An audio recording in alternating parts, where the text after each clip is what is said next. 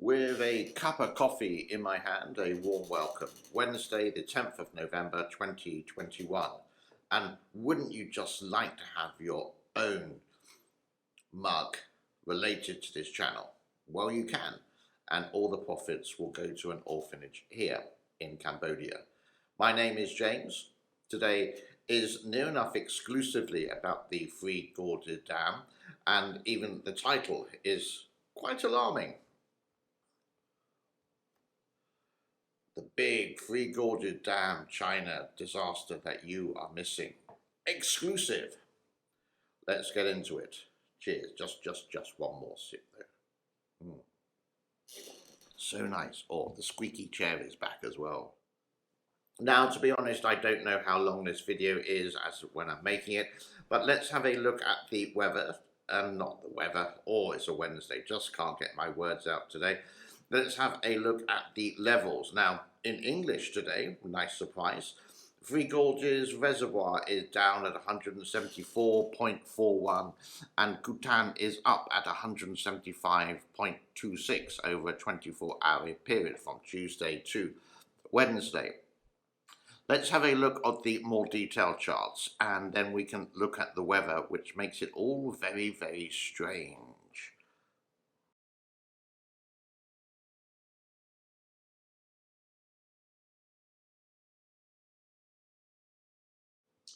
So when I recorded this morning, my time, it was actually moving really slowly. So we've only really got a couple of days here. And this is the strange thing. How come the water levels have gone up in Chongqing, but there's no rain at all?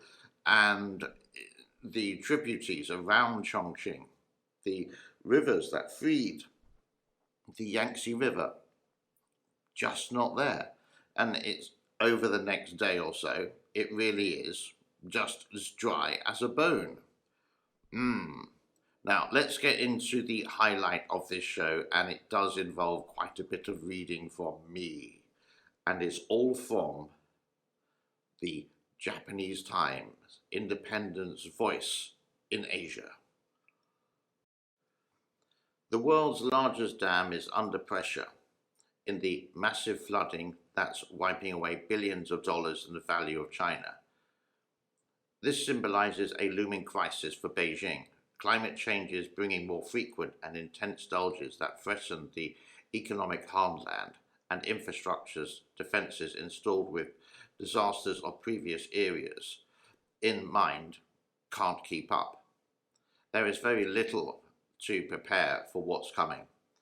The problem is that China's lack of water management doesn't exist. It has built hundreds of thousands of levees, dikes, reservoirs, dams on 7 of its major rivers. But many are struggling to cope with the months of rain, fed flooding to ravage vast swaths of industrial, agricultural and engulf millions of homes. In the past week, officials feared that the Three Gorges Dam on the mighty Yangtze was peaking and could overflow.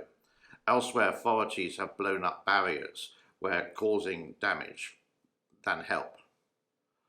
China has experienced 3 of the world's 10 most devastating floods since 1950. The limited number of deaths this time is a testament to how far the country has come, with officials saying that at least 219 people have passed away or disappeared. Yet flooding in cities is getting worse, a sign of rising populations and failure to execute urbanization policies. Annual average losses from river inductions are at highest in the world. Flood policy hasn't been made a priority, and it should be given the highest stakes. The Yangtze River economic belt is more than 40% of China's population, about 600 million, and accounts for 50% of the export and 45% of the gross domestic product, according to China Water Risk. On its own, the region could be the 3rd largest economy in the world. A study has found that if temperatures rise by 2%, flows around the Yangtze and other major world rivers will intensify, increasing the frequency of huge floods. Heavy rains are more numerous and intense inside cities compared to suburban areas along the Yangtze. A study using rainfall records over two periods between 1961 and 2010, such days increased by 30% average. Places like Suzhou near Shanghai, known for wedding gowns, bridal exports, and big tech factories. China isn't shy about deploying money. Last year, 726 billion yuan, around 105 billion American dollars, was shoveled into water conservation construction, the highest in history.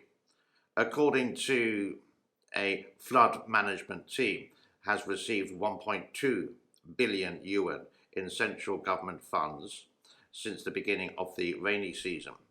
But there is competition. Trillions of yuan are being spent on support and national recoveries from COVID, etc., including massive 5G capacity, which doesn't really work, to ensure manufacturing capacities.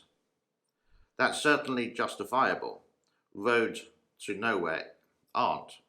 Past disasters tend to frame thinking about future ones. Yet threats aren't static. Climate change is spreading and speeding up the severity of flooding. Risk assessments need to factor in where China's wealth is being built. For instance, food losses in heavy industrial Guangdong province in 2015 reached about 30 billion RMB, yuan. But distribution to concentration of roads, railways, ports and airports costs far higher. The cities in southern China are in great jeopardy.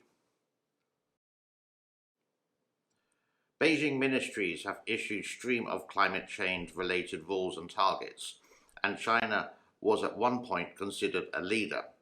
This was supposed to be the year that companies got better environment and social governance disclosures. Constraints coffers, viral outbreak, trade war with the US, and slow economic growth will make it harder to put future floods and the like in front of mind. That needs a rethink.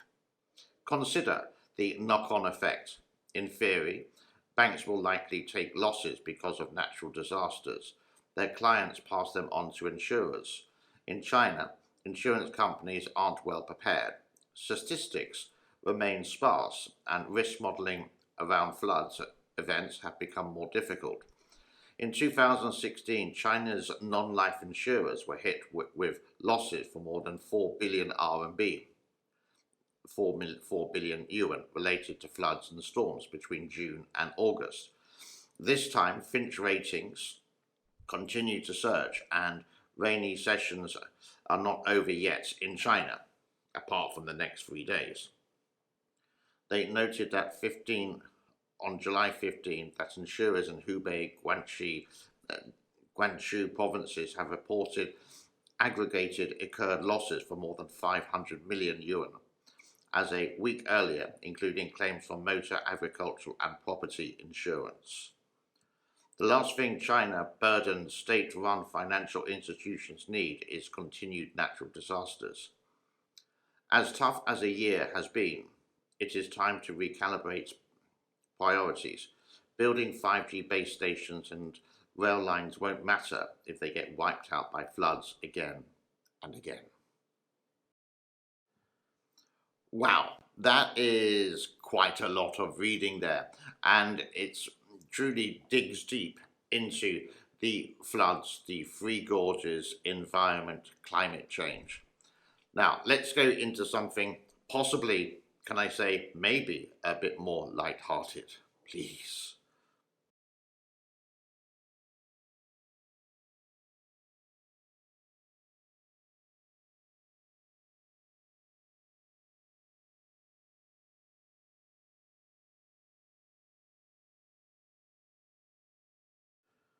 Okay, so some of you may have noticed that I am doing like 2 videos per day, and it's all under the label JNC channel. The next one, a little bit later today, or tomorrow for some people, is who is the best airline reviewer of 2021?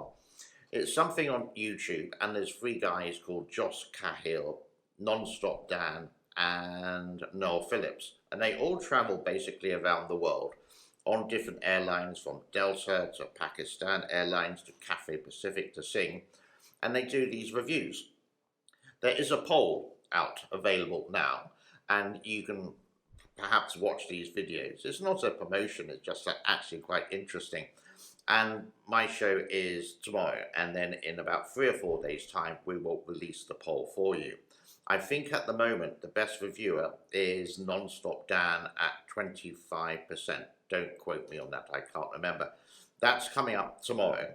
And also, the day after tomorrow, going back into China, my channel presents China's Belt and Road Initiative. Is it a $1 trillion blunder? Very interesting to see indeed. Preparing that a little bit later today.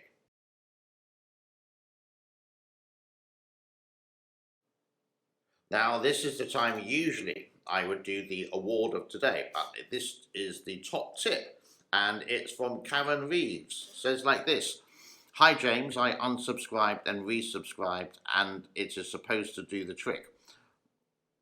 It's, great to hear about the kids, Tokyo, yeah, fine, blah, blah, blah." So, my subscriptions have seemed to have dropped down by 150, and I just don't know the reason why. So please do check.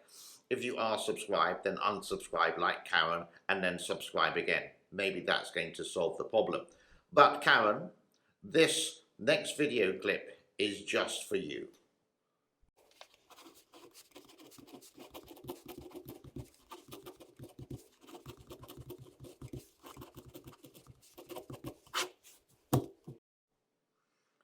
Okay, and that truly brings us to the end of today. A thanks as always, and I haven't mentioned this today, but a like, subscribe and share would be absolutely fantastic. My name is James. This is the James Neil Cooper channel.